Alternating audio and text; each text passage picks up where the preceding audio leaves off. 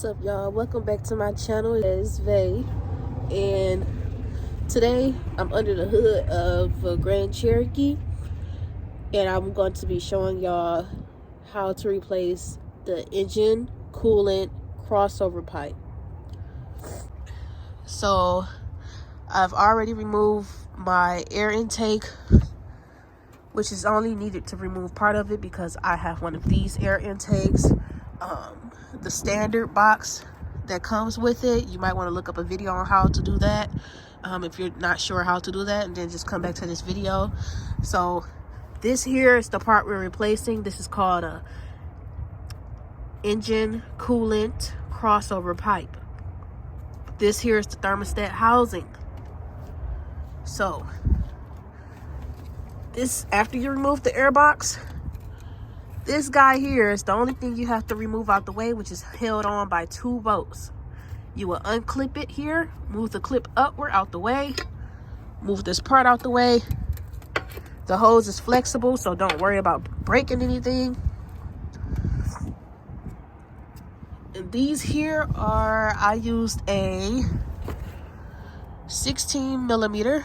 If you don't have a 16 millimeter, you can use a 5/8. Now back over here, these bolts on the thermostat housing are 10 millimeter, along with the ones aligned across the crossover. Get you some pliers or something with good grip. Sorry guys, get you some pliers or something with good grip to clamp this and push it, waddle it back. So all you need to do is waddle it back. And today I'm actually going to be replacing both of these because I have a chip here, as you can see, in this housing, so I don't want to keep that on there. So we're going to scoot this out the way after I've pushed this. After you push this back, waddle this hose off and out the way. Just gonna try to waddle this hose out the way. I have a towel down below to catch coolant. If you have a container that you can get, something similar to an oil pan, use it. Right now, I don't know where the heck mine is. Alright. I wouldn't recommend taking a top bolt off the housing before doing this, but that was my choice. Alright, that's off. Of course, it's gonna leak. It's gonna leak. I'm gonna remove the other bolt, which is a 10, right here at the bottom. The spec for these bolts when you go to put them back on is 9 foot-pound. So please, it's as simple as a hand tighten. You do not want to over torque, or just like this you can crack it. They also do have aluminum crossover pipes that you can replace with, since the plastic just seems to go bad on Chrysler eventually.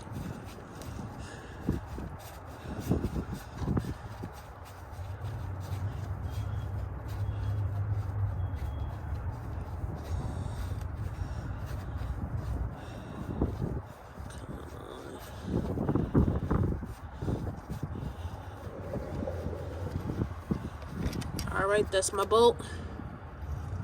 Here's my thermostat housing. I'm going to sit it aside. Alright, so here it is. This is what it looks like. Of course, you're going to have to clamp and get this out of the way, but I'm going to remove this and then disconnect it, just because my hose is just not, it's not working with me on the best. But if you can remove yours while it's still attached, please feel free to do so. I have already pushed it back a bit, as you can see, but I'm going to finish removing it as I remove these. So I'm going to remove these top roll of bolts, this bolt here, and right across down to this last bolt here. All right, while you are removing your screws, please be careful. You're gonna have black pieces like this here. Please take all of these black pieces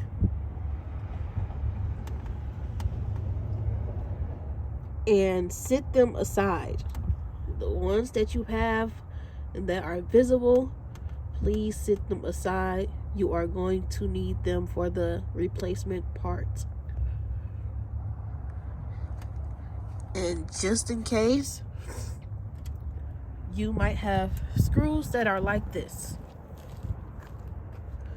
Please make sure you align your bolts in order. These are the ones that are from the bottom, going from left to right. These are from the top, going left to right. All right, so now I'm just going to go ahead and get the part off. More liquid will release. That is okay. All right, I'm going to go ahead and finish unclamping this here. You don't have to go in that order. You can take it off beforehand, but this is what I'm going through because my clip is some odd reason upside down. No one likes the upside down clip, trust me. Please be careful not to get anything into the area where this comes off at. All right, I have that removed. This part was just done leaking. The gasket there is still attached. Yeah, that's coming off. Oh, yeah, that's horrible. So go ahead, you can even use brake cleaner. All of this here, clean all of this up. Make sure you do what you can to clean it up. You can even take your grinding pads and you can even go across it with grinding pads, whichever you feel comfortable with cleaning this area. But just make sure you get this area cleaned. All right, so here's my new part. Here's the old part. And right now I am taking out the black plastic pieces from here and inserting it the same way it came off the old one into the new one. I'm using one of my small flatheads. Sorry, can't give you the size because I really don't know what size this is. I'm going to remove the rest of these and put them into the new one. Same order. Do not change the order. All right, so after you have those pieces installed, make sure you put anti-seize on your bolts. And this is as clean as I could get mine. As you previously saw, it was pretty effing filthy. So try to get it to your best. It's probably best you use a sandpaper or some type of grid to really remove that black lining. And I'm going to go ahead and reinstall this. I'm going to bolt this in and attach the hosing. Remember that while bolting, please bolt like across this way. Please do not just go straight across or straight down the bottom. 9 pounds foot torque. Sorry guys, it's cold.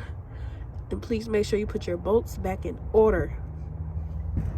All right, you guys, so once you have that part attached, make sure your bolts are in order. Then you're going to go ahead and reattach your housing. This is a new housing, of course. Bolted top and bottom, 9 foot-pound torque. So you're going to remove your bleeder screw that's on here. After you have connected, remove your bleeder screw. And you're going to fill up from the radiator. You're going to continue to pour your antifreeze. Please make sure you have the correct antifreeze for your vehicle. Since I have a Grand Cherokee Limited 4x4 3.6, this is the antifreeze that my vehicle takes. And you're going to continue to pour into here, into this reservoir here, until fluid begins to flow through here. So I already kind of started. So as you can see, there's some fluid there. I'm just gonna pour a bit more. Please remember that your vehicles, this coolant system here, this is if you have a pressure tester, I advise you to do it afterwards. Your system is 18 psi. Well, at least this system here is 18 psi in pressure. So I'm going to fill this, and after the pressure test, I should be good to go to start it.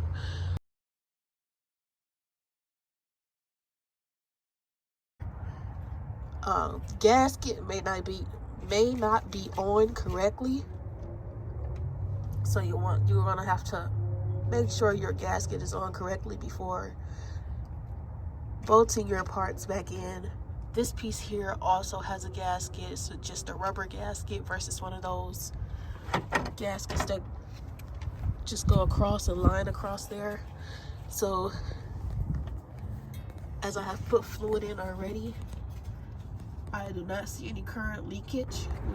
So I kind of want you guys to see what I'm talking about when I say continue to fill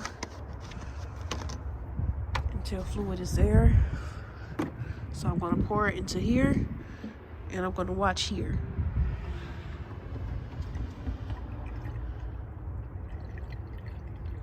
Remember, you're not only filling out the coolant that was lost from the engine, you're also filling it back into the hose.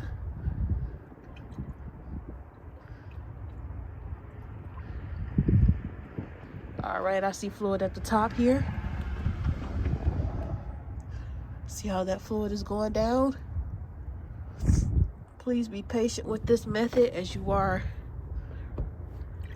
filling up the loss of coolant from this job.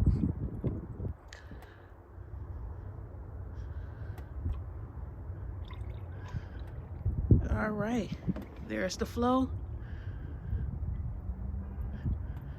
There it is. So once it has done that, you're going to go ahead and cap off everything, including your radiator. Yep, I even have fluid here, so I'm going to finish adding this into the main reservoir. Sorry that is blurry. So go ahead and put your bleeder screw back on.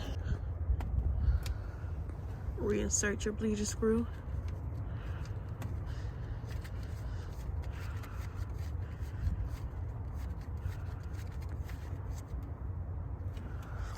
Reinsert your cap.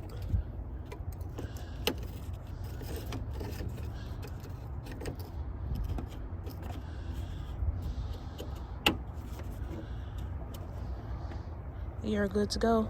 Just make sure you put this back on by its bolts and assemble your air box. And once your air box is on, you're good to go. Have a good one.